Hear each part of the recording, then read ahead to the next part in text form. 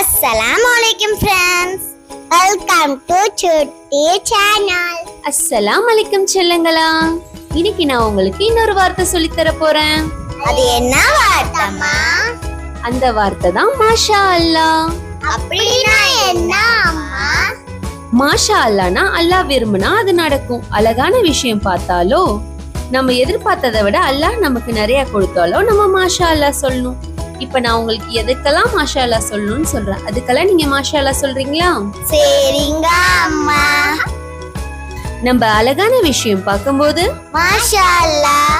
நம்ம எக்ஸாம்ல நல்ல மார்க் எடுக்கும்போது மாஷா அல்லாஹ். நம்ம கேட்ட துவாவை அல்லாஹ் நிறைவேற்றும் போது மாஷா அல்லாஹ்.